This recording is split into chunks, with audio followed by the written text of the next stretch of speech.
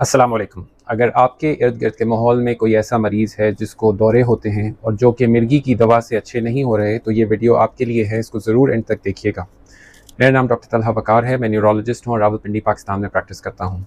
एक न्यूरोलॉजिस्ट अपने क्लिनिक में बहुत से मरीज़ देखता है और वक्त के साथ उसको ये चीज़ वाज़ेह हो जाती है कि कुछ बीमारियाँ दिमागी होती हैं और कुछ बीमारियाँ ज़हनी होती हैं। अगर उसको मैं अंग्रेज़ी ज़बान में कहूँ तो कुछ ब्रेन डिजीज़ेज़ हैं और कुछ डिजीज़ेज़ ऐसी हैं जो माइंड से आती हैं। अब दोनों में फ़र्क बारीक है लेकिन ज़रूरी है।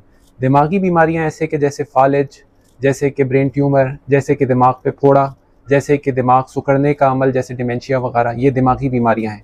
और जो माइंड की डिजीज़ेज़ हैं जैसे कि डिप्रेशन, जैसे कि एंग्जाइटी, जैसे कि बाइपोलर डिसऑर्डर, स्किज़ोफ्रेनिया और उसके अलावा मुख्तलिफ़ किस्म की और जो नफ्सियात की बीमारियाँ होती हैं वो भी डिजीज़ेज़ ऑफ द माइंड कहलाती हैं। अब न्यूरो और साइकेट्री में बहुत सारा ओवरलैप है क्योंकि हम ज़्यादातर दिमाग की बीमारियां देखते हैं और साइकेट्रिस्ट जो है ज़्यादातर जहन यानी माइंड की बीमारियां देखते हैं। लेकिन क्योंकि ये उज़्व एक ही से कंट्रोल होती हैं तो कई बीमारियां ऐसी होती हैं जिसमें दिमागी मसाइल भी होते हैं और जहनी मसाइल भी होते हैं। एक बीमारी जिसको हम साइकोजेनिक नॉन एपिलेप्टिक सीजर्स कहते हैं वो ऐसी ही है और उसको सही तरीके पे पहचानना एक न्यूरोलॉजिस्ट के लिए ज़रूरी होता है क्योंकि दिखने में वो एक आम आदमी को मिर्गी के दौरे की तरह लगते हैं लेकिन असल में वो मिर्गी के दौरे नहीं होते।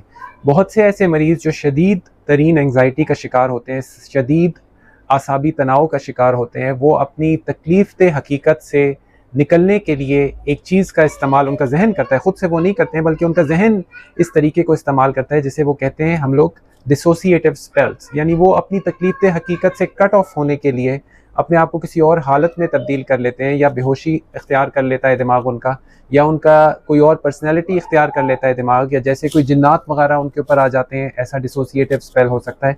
और कभी कभी वो बेहोशी के साथ जिस्म को झटके भी लग सकते हैं जो देखने वाले को तो दौरा मिर्गी का लगे लेकिन असल में वो मिर्गी का दौरा होता नहीं है और वो एक माहिर न्यूरोलॉजिस्ट देख के ही पहचान सकता है। और फिर अगर दवा से रिस्पॉन्स ना भी आ रहा हो तो इस चीज़ को और ज़्यादा तकवीत मिल जाती है कि ये मिर्गी का दौरा नहीं है। इसको सही तरीके पर पहचानना इस वजह से ज़रूरी है कि ऐसे मरीज़ों को गैर ज़रूरी मिर्गी की दवाओं से बचाया जा सके।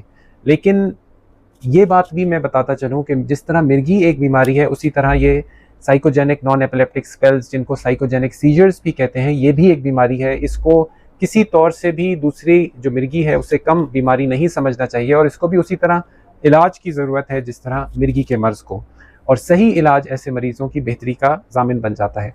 बहुत सी दफ़ा हमने ये देखा कि जो साइकोजेनिक नॉन एपिलेप्टिक सीजर्स होते हैं वो मिर्गी से भी शदीद होते हैं अपने जो है ना ट्रीटमेंट से ना रिस्पॉन्स करने में। ऐसा कभी कभी होता है क्योंकि नफ्सियाती बीमारी भी कभी कभी शदीद हो सकती है और इसको पहचानना ज़रूरी होता है। तो अगर आपके इर्द गिर्द के माहौल में ऐसा कोई मरीज़ है जिसको दौरे होते हैं, आधा आधा घंटा, एक एक घंटा वो दौरे चलते हैं और उसके बाद वो फौरी तौर पर ठीक हो जाते हैं, या वो दौरा हर दफ़ा पहले से मुख्तलिफ होता है, तो ऐसे मरीज़ को अपने करीबी अच्छे न्यूरोलॉजिस्ट को दिखाना चाहिए ताकि वो सही तौर पर उसकी तशख़ीस करें। ये भी बताता चलूँ कि ऐसे मरीज़ को अगर आप उसके दौरे की वीडियो बना कर ले जाएँ डॉक्टर के पास तो ये चीज़ भी बहुत ही करामत होती है।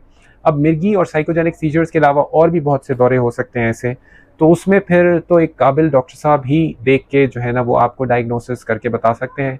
ये चीज़ कि आपने उनको क्लिनिक में लेके जाना है या इमरजेंसी में लेके जाना है, ये तो अब फिर कॉमन सेंस डिसीजन होता है। ये मैं यहाँ बैठ के आपको नहीं बता सकता हूँ, ये तो खुद से आपने देख के उस दौरे की शिद्दत को जो है ना फैसला करना है कि आपने क्या इसके साथ फर्दर करना होगा। मैं उम्मीद करता हूँ कि इस वीडियो से आपकी नॉलेज और अवेयरनेस में इजाफा हुआ होगा। अपना बहुत ख्याल रखिएगा, मुझे अपनी दुआओं में याद रखिएगा। अस्सलामु अलैकुम वरहमतुल्लाहि वबरकातुहू।